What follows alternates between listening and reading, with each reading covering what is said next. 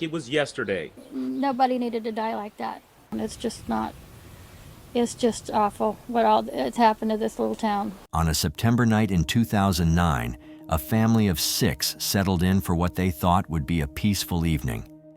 The children were tucked into bed and good nights were exchanged. But for this family, the sunrise would never come. A man with sinister motives broke into their home, and what followed was nothing short of a brutal massacre. The bloodshed was so extreme, so horrific, that it would forever be known as the Bloodbath in Beason. Even the seasoned investigators were left shaken by the carnage they found. And soon, you'll understand why. This story brings us to Beason, a tiny town about 200 miles from Chicago, tucked away in the heart of Illinois. Beason has a population of just around 200 people, making it feel like a quiet, forgotten spot surrounded by farmland and rolling hills. And at the center of our story are 2 families, the G family and the Constant family, both of whom called Beason their home in the late 1990s. Now, let's get to know Rick G first. He was known for his strong work ethic and never-give-up attitude. Early in his career, he worked for his stepfather's construction company in Lincoln, Illinois, the nearest town with all the essentials: schools, Walmart, restaurants, and even a small airport. It was the go-to place for people from the smaller towns when they needed to get stuff done. Rick's stepdad, Pudge, and his mom, Judy, lived in Lincoln too. For years, Rick hustled hard, picking up construction gigs wherever he could, and saving every penny to build a better future for himself and his daughter, Nicole G. His dedication finally paid off when he bought property on the edge of Beason. And instead of sticking with his stepdad's company, he started his own business, which he called G Construction. He snagged a ranch-style home with a 2-car detached garage, an above-ground pool, and plenty of farmland for keeping chickens and other animals. But owning a business came with its costs, so Rick decided to rent out a room in his home. That's when Ruth Constant entered the scene, moving in with her 2 little kids, 3-year-old Justina and 1-year-old Dylan Constant. Initially, Ruth became Rick's tenant, but it didn't take long for sparks to fly between them. Ruth was a warm-hearted woman known for her outgoing personality and sense of humor, and Rick was the perfect match for her. As their bond grew stronger, Ruth discovered she was pregnant. In 1997, they tied the knot, with Rick at 34 and Ruth at 27. Not long after, they welcomed a baby boy, Austin, and their home was bustling with life. A year later, they celebrated the arrival of a baby girl, Jessica G., filling their hearts with more joy. Unfortunately, that joy was short-lived as they learned that little Jessica was born with a serious neurological condition, leaving her with disabilities that required around-the-clock care. With no facilities in Beason that could meet Jessica's needs and unable to afford the necessary care, they reluctantly had to move her 50 miles away to Peoria, Illinois, where she became a temporary ward of the state. It was reported that she died well before the tragic murder occurred. By the way, I post true crime and new cases here every day. So if that sounds like your kind of thing, please consider subscribing. It helps a lot. Going back to the story, Dylan was also showing signs of trouble. According to their relatives, he was full of energy and often acted out, which is typical for kids his age. His teachers frequently sent home behavior reports, and Rick and Ruth worked hard to find ways to help him. Eventually, he was diagnosed with ADHD after they decided to seek therapy for him. While the therapy helped a little, it didn't make a significant difference.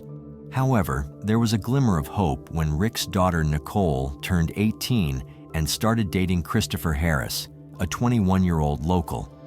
Their relationship grew serious quickly, and they married, moving just a minute away from Rick's house. Not long after, Nicole discovered she was pregnant, making Ruth and Rick grandparents for the first time with the arrival of little Elisa Harris. They were thrilled, and Nicole and Chris often dropped Elisa off with Ruth while they worked. And in late July 2009, Nicole and Chris welcomed their second baby. To everyone who knew them, they seemed like the perfect family. With a new baby expected to start crawling soon, Rick's stepdad, Pudge, and his grandson, Adam, decided to help Nicole by putting in new carpet in her home that September.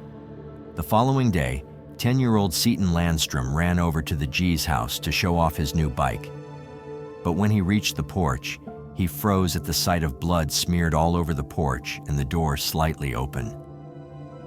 Worried, he dashed to Nicole's house where Rick's stepdad had spent the night.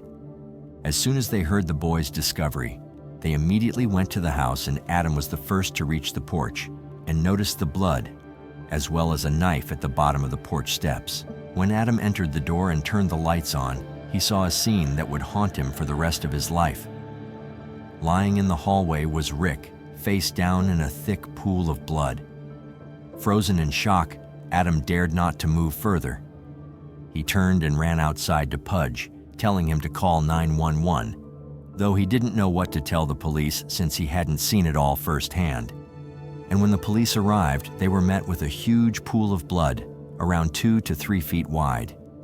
As they moved deeper into the house, they saw that Rick's head was completely wrecked, and his body looked like it had been through hell. At first, they couldn't tell how he died, but the gruesome scene made them suspect a shotgun was used. They hadn't even checked the other rooms yet. As they walked down the hallway, they noticed the walls were all messed up, like someone had punched or smashed them. Then they found the second victim, 14-year-old Dylan, curled up on the floor just outside the main bedroom, wearing nothing but shorts. His body was badly hurt, and his head was just as wrecked as Rick's. Blood splattered everywhere, even on the ceiling, making the officers feel uneasy as they continued through the house. When they stepped into the main bedroom, they saw Ruth lying on the floor in her nightgown. Half of her skull had caved in, and again blood was splattered all over the walls.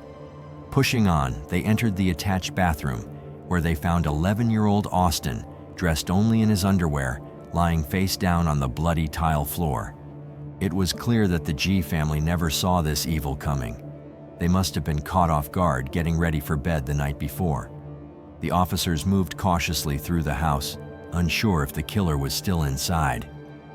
They walked down that bloody hallway past Dylan's lifeless body and headed to 16-year-old Justina's room. And when they entered the room, they found something far more gruesome than what was initially found in the house. Blood smeared across every surface, soaking into her bed where Justina lay on her stomach, her head hanging over the edge, leaving a puddle of brain matter below. She had suffered the worst injuries of anyone in the family, and just when they thought it couldn't get worse, they braced themselves for what came next. As they left Justina's room, they checked an adjacent space and initially saw no more victims. But then they spotted something in the dark closet. There, they found a 3-year-old girl's body crumpled on the floor, surrounded by blood, with skin peeled back above her right ear. It broke the officers' hearts. They were trained professionals, but nothing could prepare them for such a brutal scene, especially involving such a young child, beaten to death. Suddenly, a corporal noticed something move. It was the child. A paramedic rushed over and scooped her up like a baby, dashing out to the ambulance. They quickly ushered Nicole into the ambulance too, and off they sped toward the nearest hospital. But when they arrived, they discovered that Tabitha's vital signs were alarming. Moments later, Nicole's husband Chris showed up at the G's house. He had been called from work about the terrible incident.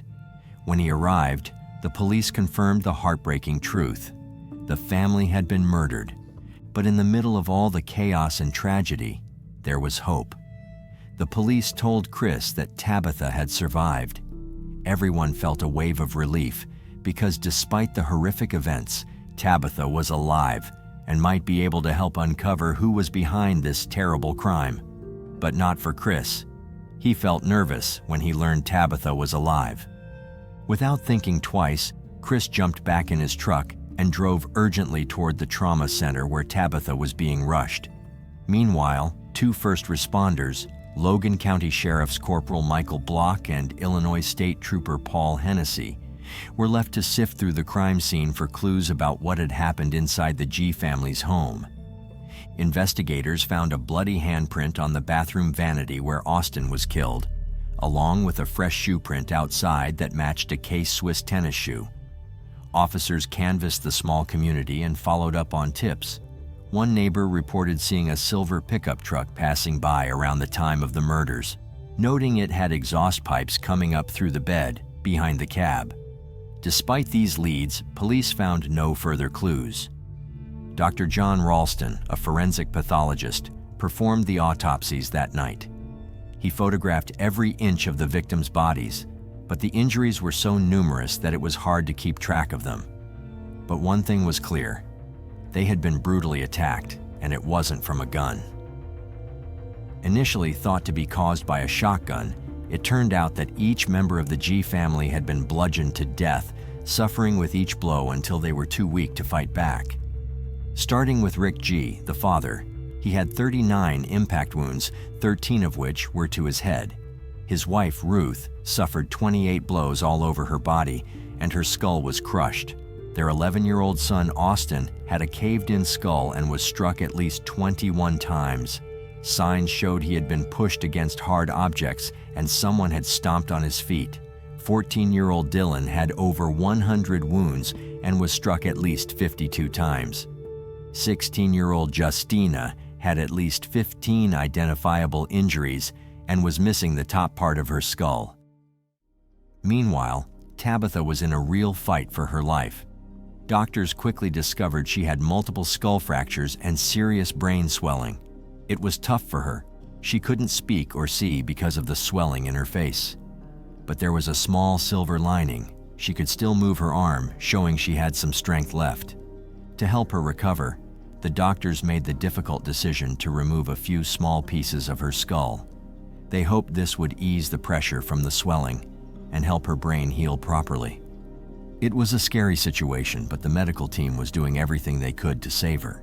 Nicole remained by Tabitha's side throughout her recovery at the hospital. The atmosphere was tense, with police officers standing vigil behind her hospital bed. They knew Tabitha was the only survivor of the horrific incident, and there was a real concern that the suspect might try to come after her. This made it all the more important for the authorities to keep a close watch on her. Additionally, Nicole did her best to help the authorities, sharing everything she could about her loved ones and what had happened. On the other hand, Chris was a constant source of support for Nicole during this incredibly tough time. He spent hours with her, trying to offer comfort and help her navigate the chaos surrounding them. However, things weren't simple between Chris and Nicole. Their relationship had been tumultuous, filled with ups and downs. They had broken up several times, but had only managed to patch things up again earlier that same year in 2009. Days passed, and the police found themselves at a standstill. Despite following every lead they could, like the details of the suspicious car and the fresh shoe prints, they still hadn't identified any official suspects. The G family had no known enemies. In fact, they were well liked in the neighborhood, known for their generosity and kindness. Many neighbors could vouch for their good nature, painting a picture of a family that was both wealthy and loving. In light of the recent events, the police took precautions and encouraged everyone in the community to secure their homes and stay alert. People just need to take the normal precautions that you would take, the practical measures of at night, lock your door, know where your children are at, and keep track of your neighbors. A week passed, and the funeral for the G family was held on the 28th of that same month. It was a heartbreaking day, but among all the grief, Tabitha was still fighting for her life in the hospital. And while the community mourned, there was also a lingering fear because the killer was still out there, and no one knew when or if they might strike again. Then, in a random but significant twist of fate, a major break in the case came at the hospital where Tabitha was being treated. One officer, after finishing his shift in guarding Tabitha, shared an elevator ride with Chris Harris, who had just left Tabitha's room. The officer happened to glance down and noticed Chris's shoes, K-Swiss sneakers with an aggressive tread, just like the shoe print found outside the crime scene. The officer quickly informed detectives, which led to Chris being called in for questioning. They compared his shoe tread to the print found at the scene, but there was a slight discrepancy. The shoes were a half size too big. However, the detectives knew something was off, so they didn't stop there. They collected Christopher Harris's fingerprints and palm prints, sending them to the crime lab for further analysis. To prove his innocence, his brother, Jason Harris, stepped in to defend him, providing an alibi and claiming they had been together the entire time, far away from Beason, where the murders occurred. Meanwhile, Nicole was furious at the mere suggestion that Christopher could be involved. She took to her MySpace page to defend him, writing in an emotional, though error-filled message. "This whole situation is such a mess and so unfair. Not only have my children lost 5 close family members, but now their daddy is being set up and taken away. This is too much to bear." Nicole continued, "There's solid evidence that all 6 victims fought for their lives, and Chris doesn't even have a scratch on him. He's been with us through everything, and now they've taken him too." Nicole wasn't the only one standing up for Chris. His stepmother, Debbie Harris, also spoke out to the media, saying their family believed in his innocence. Chris's father, Ed, was in tears during a phone call with Chris from jail. According to Debbie, Chris was shocked by his arrest and scared for his family's safety, telling his father, "Dad, I'm scared because I know the killers are still out there." He swore he didn't commit the murders. When police booked Chris, they photographed his entire body. Although he didn't have any injuries, they noticed a large blister on the palm of his right hand. Coincidentally, a tire iron was later found near a creek by Jason's house, where investigators were still searching for clues. On October 2nd, when they seized Chris's truck, they found it belonged to Jennifer Ernest, Jason's girlfriend and mother of his other children. Both Jennifer and her mother, Sarah Duncan, had provided alibis for Chris and Jason on the night of the murders. But as the investigation unfolded, those alibis were proven false, leading to their arrest for obstruction of justice. The police were able to discredit the alibis partly because Chris's palm print had been found at the scene. Additionally, a woman named Lori Cole, an armed security guard, came forward. She claimed that on the night of the murders, around 11:35 p.m., Chris and his brother Jason knocked on her door, asking if she wanted to party. Lori, who lived not far from the G family, recalled telling Chris she wasn't interested and needed to sleep for work. She noticed a Ford Ranger parked outside, similar to the one Chris and Jason were seen with earlier. Although she told them to leave, their behavior left her unsettled, as they seemed to have already been partying and didn't want the night to end. Another woman, Christy Moore, came forward during the investigation. She told investigators that she and Chris had been on-again, off-again lovers. She revealed that Chris had called her late on that same Sunday night, but she was busy with her kids and couldn't meet up for what she knew he wanted, sex. However, she agreed to see him after her children went to school the next morning. Chris arrived at her house in Clinton, just a 15-minute drive from Beason, about 12 hours after the murders. They slept together, and Christy said Chris was acting completely normal.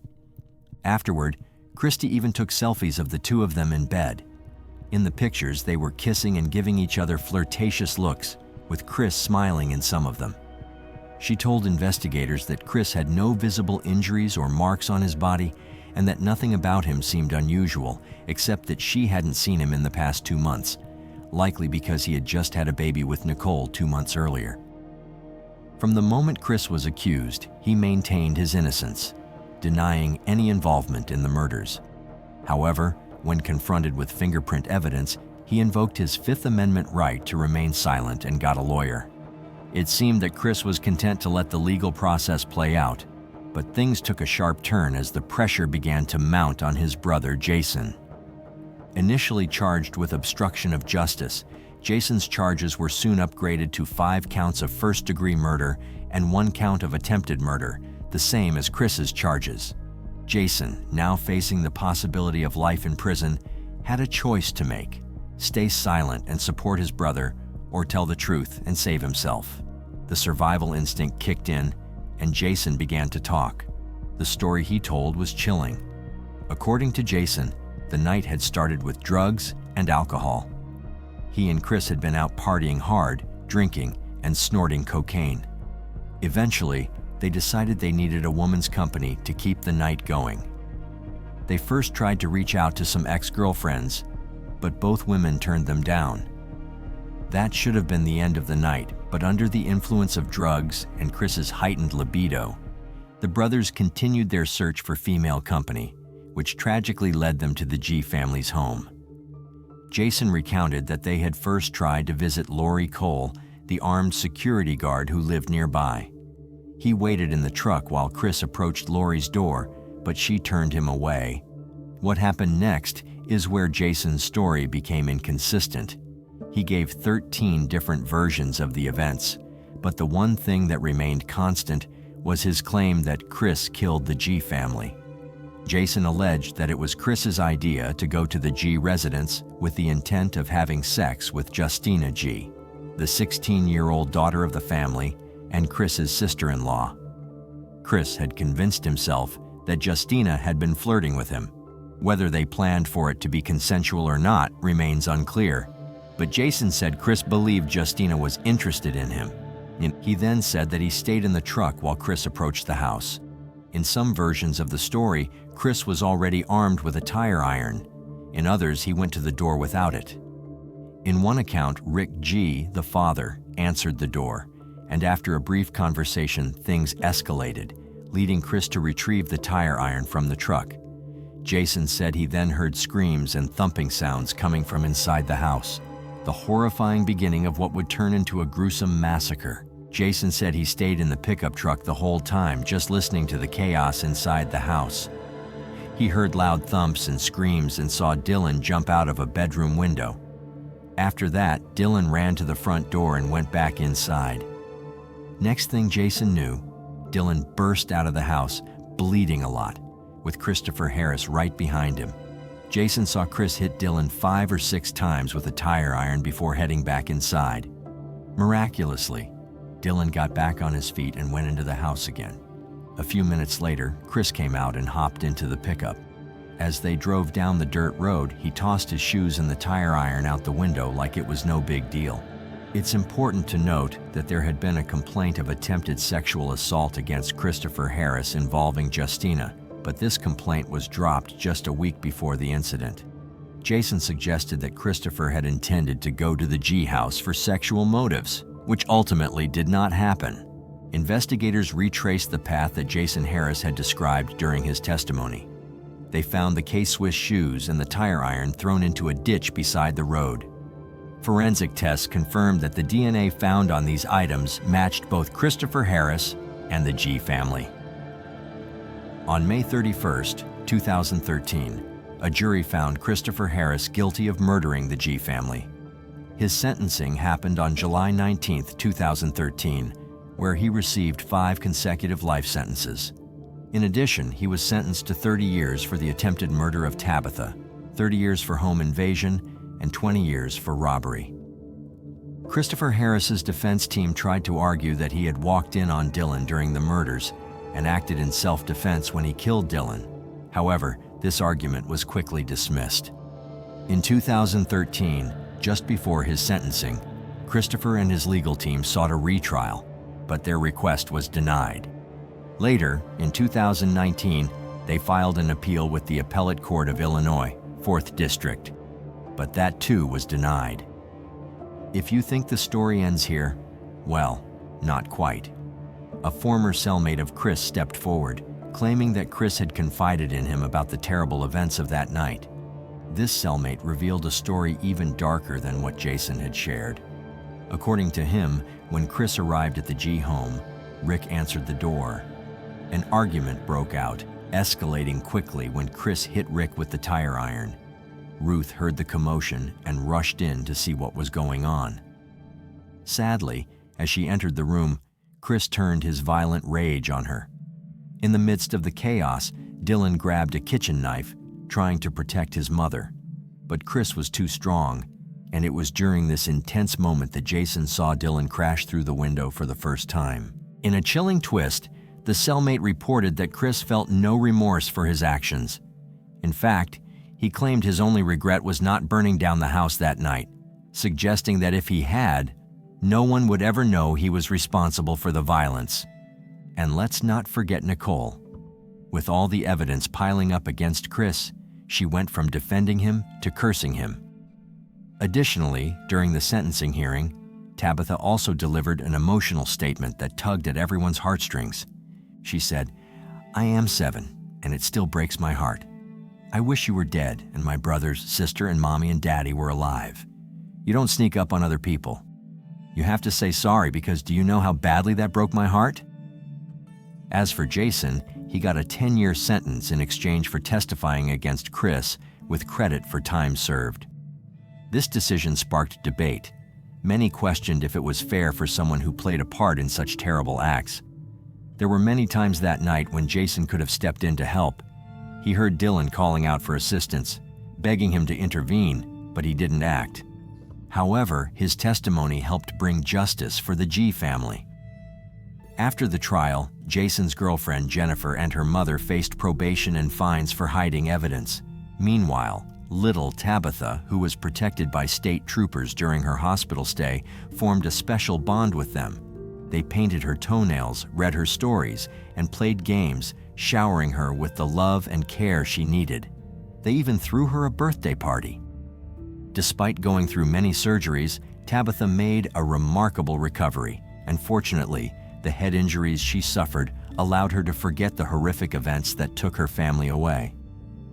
Tabitha spent some time in foster care, but eventually found a loving home with her sister, Nicole.